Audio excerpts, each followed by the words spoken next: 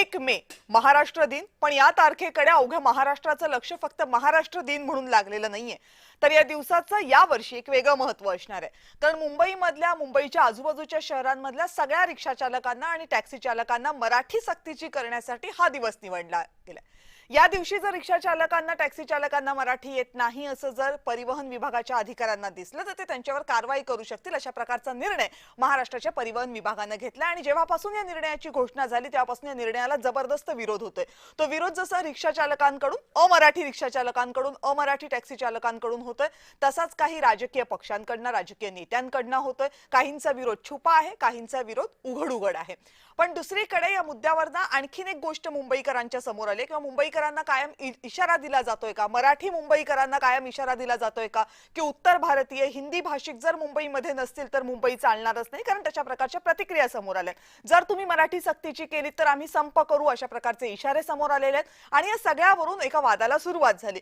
गेले जवळपास आठवडाभर हा वाद चालत होता आणि त्यानंतर आज या सगळ्या संबंधित घटकांशी एक परिवहन विभागाने बैठक घेतली आणि मग या बैठकीमध्ये मात्र हा सूर समोर आला की अमराठी हिंदी रिक्षा चालकांना आणि टॅक्सी चालकांना मराठी बोलण्यासाठी काही अडचण नाही, पण त्यांना जर मराठी शिकायची असेल तर त्यासाठी आणखीन थोडासा वेळ द्या।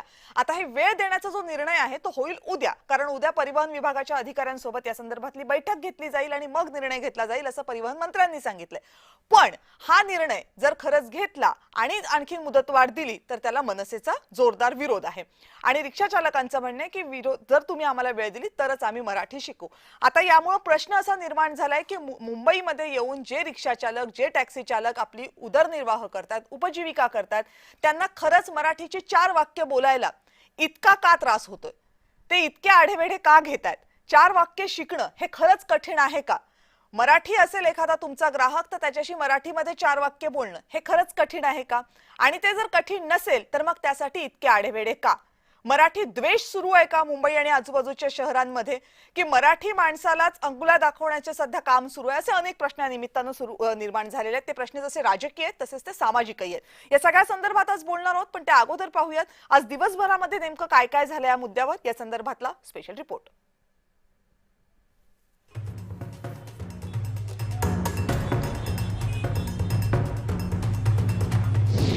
रिक्षा चालकांना मराठी सक्ती करण्याचा निर्णय 1 मे पासून लागू होणार का, याबद्दल अजूनही स्पष्टता नाहीये। परिवहन मंत्री प्रताप सरनाईक यांनी आज एक पत्रकार परिषद घेतली खरी, पण उद्या आरटीओ सोबत बैठकीनंतर घोषणा करू इतकंच सांगितलं। वेगवेगळ्या संघटना होत्या आणि वेगवेगळ्या संघटनांच्या माध्यमातून आता चर्चा झाली, सकारात्मक चर्चा झाली। मला अभिमान ह्या गोष्टीचा आहे की परिवहन मंत्री म्हणून प्रताप सरनाईकनी ही भूमिका घेतलेली आहे की महाराष्ट्रामध्ये जर तुम्हाला व्यवसाय करायचा असेल, तुम्हाला जर रिक्षा टॅक्सी चालवायची असेल तर तुम्हाला मराठी अनिवार्य आहे, मराठी येणं बंधनकारक आहे। पण या धोरणाची घोषणा केल्यापासून सरनाईकांना पक्षातूनच विरोध होतोय। शिवसेनेचे माजी खासदार संजय निरुपम यांनी किमान 6 महिन्यांची मुदतवाढ मागितली आहे। कमीत कमी 6 महिना आणि जास्तीत जास्त 1 वर्ष असा एक डेडलाईन तुम्ही, असा एक कालावधी तुम्ही ठरवा, म्हणजे सर्वांना कुठल्या प्रकारचे त्रास नाही होईल।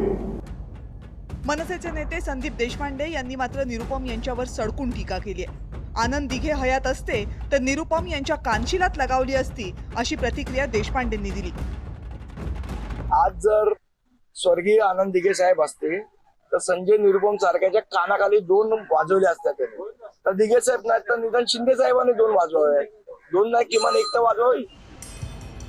पक्षासोबतच महायुतीमधूनही सरनाईक यांच्या निर्णयाला विरोध केला जातोय।